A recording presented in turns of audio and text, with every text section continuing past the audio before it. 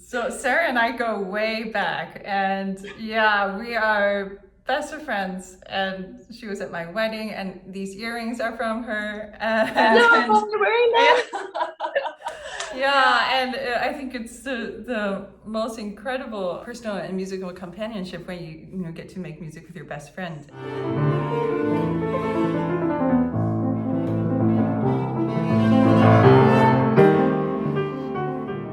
Originally, I had played the piano and I started when I was 9. And I joined my middle school orchestra as a pianist on a whim. And you can only fit so many pianists on a piano bench, and there are only so many pianists that you can have to drown out the rest of the orchestra. So my orchestra teacher encouraged me to learn an instrument what she was lacking, and that was double bass or cello. And of course, I wanted to play the bass. I mean, it's cool. Like, who doesn't want to? Only the cool kids play the double bass. But I was, very, very tiny, very scrawny. I couldn't even hold the instrument up. And so I was stuck with the cello, basically. And that's how it fell into my lap, literally. I didn't know that about the double bass opportunity, Sarah. That would be fun to actually imagine you playing the double bass. um, as for me, I started the piano around 3.5. My parents are both musicians, and my father was teaching piano in the same room that we all lived in. So just by availability, it was right there, and I was hearing his students practice and whatnot. So yeah, I mean, there's a story that apparently one student came over, and my dad had to answer a phone call or something, and the student was practicing, and apparently I got up on a step stool and corrected one of her notes. But if that was true, that was totally by luck. But anyway, so that's how I started. It was just right there, and he was teaching it, and I had it in my ears. Coming to the States, my father was getting a PhD from University of Houston, and I would just tag along with him to school and listen to concerts. And one day I heard this incredible piano recital by Timothy Hester, who was going to become my piano teacher. And I remember saying to my dad, "Oh, is it possible to study piano with him?" And since they were good friends, my dad asked him and brought me over for a lesson. And I attribute everything that I am musically to him, because he took me on as a student, and not only that, he most generously offered to my dad to teach me for free. And his investment in me is the reason that I started playing seriously and feeling very passionate about classical music. So yeah, I would say that he's definitely one of the greatest, if not the greatest mentor to me.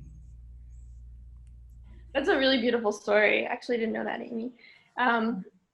I guess I knew that I wanted to be a cellist about a year after I started playing, around like 13 years old. And I think it's because the cello came into my life at a very fortuitous time. I was, entering the angsty teenage years.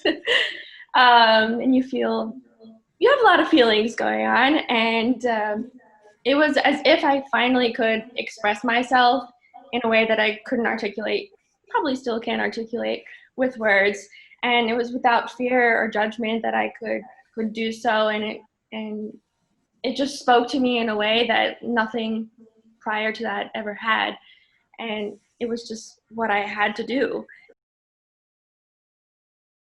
You're going first on this one, pal. Yeah, I think it's really fun because you perfect your program as much as you can, and then the performance is every time something new and interesting and filled with life and unpredictable circumstances. And for me, a really funny and circumstance that I would have never predicted was that I was playing with a cellist, unfortunately not Sarah, but someone that Sarah and I both know, and he's absolutely remarkable as well. And we were touring somewhere, I think we drove to get there, and kind of really eager to go for our dress rehearsal. And I get there and I find out that the piano is an electronic piano. So, but it was in a case for a grand. So I was, confronted with a challenge.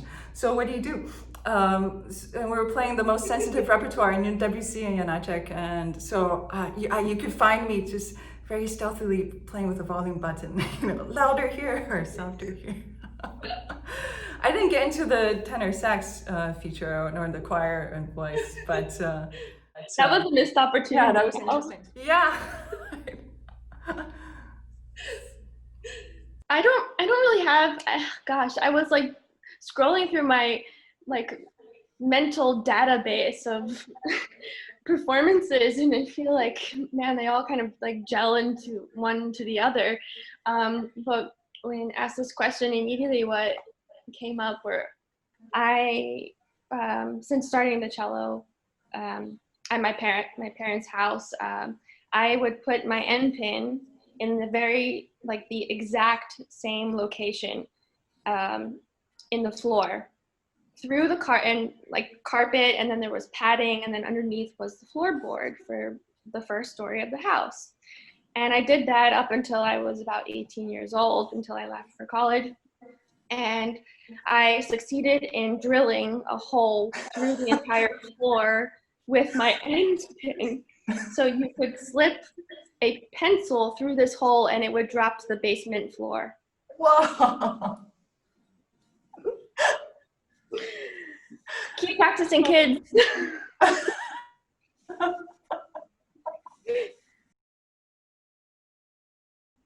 But the thing that comes to mind is actually to preserve your curiosity and encourage your creativity, and to always be creatively curious, because then the world is basically your oyster. And whether that's through music or through another means, just to really encourage those things in your life. So I decided to record two pieces, and one is Bloch's Prayer from Jewish Life, and the other is Mendelssohn's Lied ohne Wörter, which is Song Without Words. Originally, I wanted to record an overlooked Boccherini sonata as a reflection of this kind of slower pace of life that the pandemic has kind of forced upon all of us. However, once the Black Lives Matter protests began, I found that the Boccherini sonata was just actually inappropriate. It wasn't relevant anymore to me. And I chose the Bloch because it really expressed suffering, and it was expressing the suffering that I was witnessing around me. And the Mendelssohn I chose because it's more in line with my hopes for the future, and where systemic racism and oppression are receding into the past.